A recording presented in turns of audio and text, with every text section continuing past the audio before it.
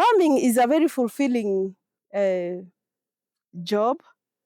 You'll come, you'll get your fruits, you'll get milk from the cows, you'll have a goat to slaughter, but you really, really have to be very, very, very patient.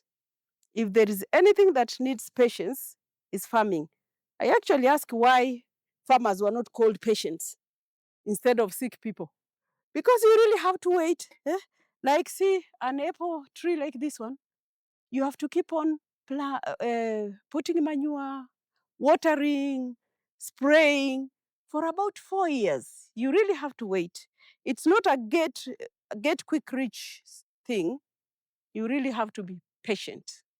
So when you see those farmers that are showing off their farms full of fruits, what they don't tell people is how long they have waited for them to reach where they have reached. And then when you go to animals, there are these ticks. These days, I don't know whether the cows, the animals have become resistant to those acaricides. You find you spray, but the ticks are still there. You spray, another week you spray, the ticks are still there. Till now, I've decided to use something that has worked on my cows, which I'll show in another video. That you just spread on the along the spinal cord, and it stays for about 2 months. But these other ones I used to spray every week. The ticks still continue coming. Every week the ticks come. But now I'm done with I got a solution for that. And then I believe every farmer goes through so many mistakes before they find out what works for them. You go through so many, many mistakes. That is why it is good to watch a lot of videos on farming and visit as many farmers as possible. There are certain things that farmers may not tell you, but you can, you just find them for yourselves. Like planting lucerne. I used to ask myself, I kept on watching videos on how to plant lucerne, but I didn't get any nice video till I discovered on my own that I can put sand on the seeds, into the seeds so that I spread, so that I don't have to use a lot of seeds. So some things you just learn when you learn on the job, actually. So young people who want to do farming, farming is good. Just exercise a lot of patience. There are so many losses you go before you come to know anything. Like, say, now I'll put a net here. If hailstone comes, it will not touch. That's the good thing with the net again. If there is hailstone, they'll be stuck there, up there. You can imagine if there is no net, hailstone just comes, it kills all your flowers, all your fruits. They're all down in one day. You have to wait for another flowering season. Like those dragon fruits. I keep on looking at them every day. Every day. So whenever I see even one fruit, I get happy. I hope one day I'll have a bumper harvest. So you must have a lot of hope when you're a farmer, a lot of hope, and extremely, extremely plenty of patience. You really, really have to be patient. Yeah, like when I plant, there was a time when I started farming, I came with what is it called? Improved kienyeji chicken. I bought around 500 improved kienyeji chicken. None of them died because a vet had told me it's better to get them, to get chicken, you rear them, then you sell all of them. That's when you can even count on the profit you've made. Then you bring another batch. Instead of kienyeji, like this kuku ya kienyeji, they hatch, they lay eggs, they hatch. You keep on doing that all around. You can't even, it is so hard even to know what profit you've made. But if you bring 500 and then you sell them, you'll know. You'll deduct what you've spent from what you got, then you know your profit. So that time, when I sold the 500 that all survived, I got good profit. because it was almost 100% or 150% profit. I was so happy because they grew very fast. These improved kienyeji kukus grow very fast. Within 4 months, I'd sold all of them. I was happy. So I brought another batch. All of them died. All of them. I'm telling you, all of them. My dogs had a great feast on those ones because the good thing is that I have dogs. On this farm, nothing goes to waste. If a cow or a goat or a chicken dies, I slaughter for my dogs. So I have some freezers where I put whatever I slaughter for my goats or for my whatever I need to preserve, I preserve in my freezers. So that is the only good thing because I don't know what I could have done if I didn't have a freezer. To have 500 chicken die, those are many. But I have big freezers, so I just slaughtered and kept on feeding my many dogs. So you have to be ready. Like I have goats in Munarani.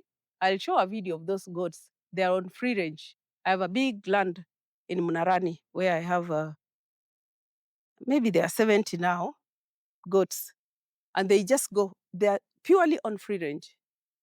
So you find one time a herder tells you, "Oh, mama, 2 died. There is one that is shaking. I don't know whether it will reach tomorrow. Others are bought. Others do this."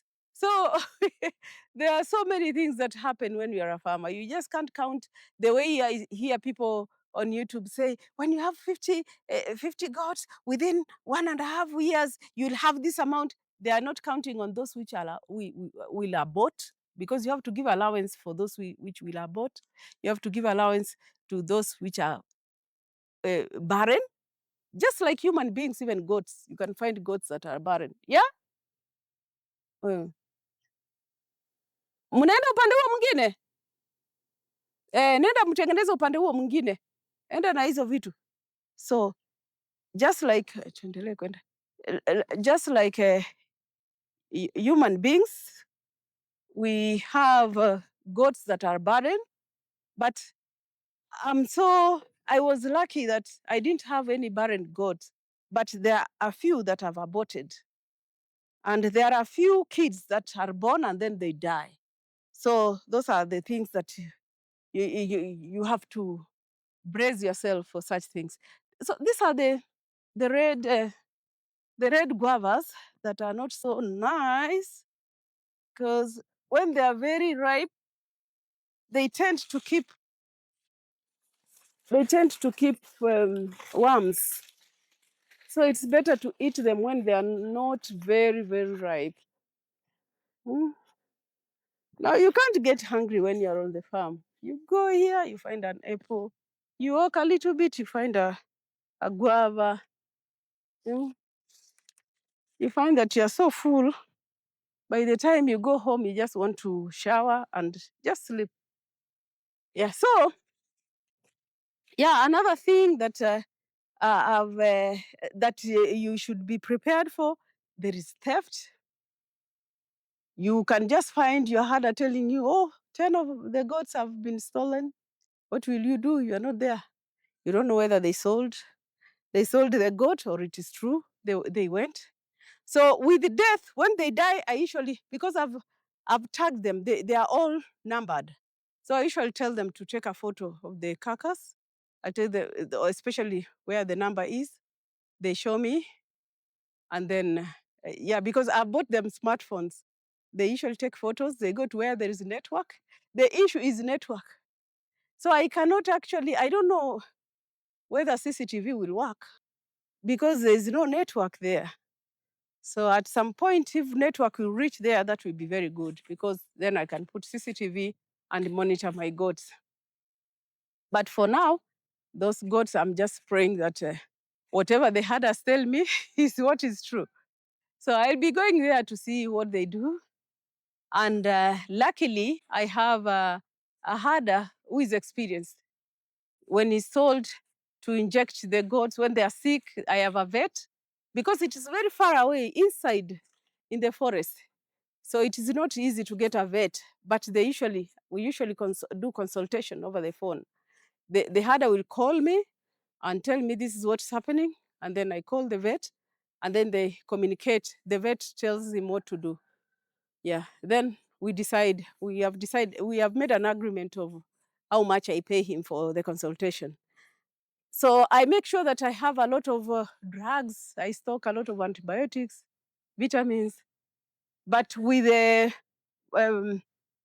when it comes to vaccination, I have to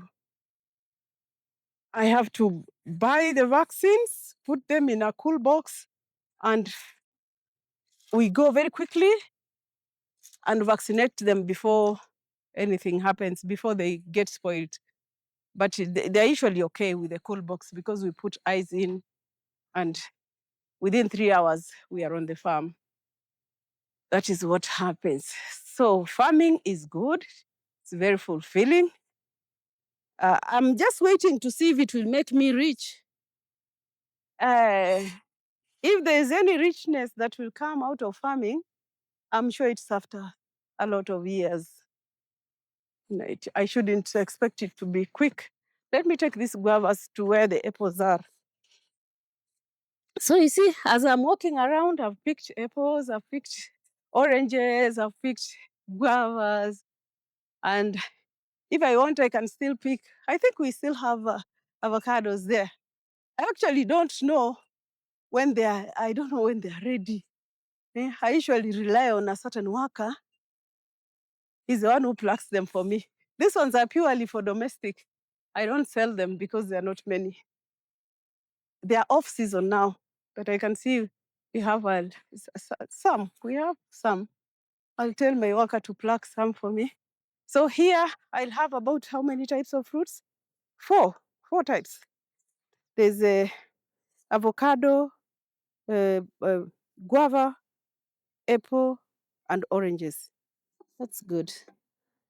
Every morning, I make sure I take these fruits. Yeah.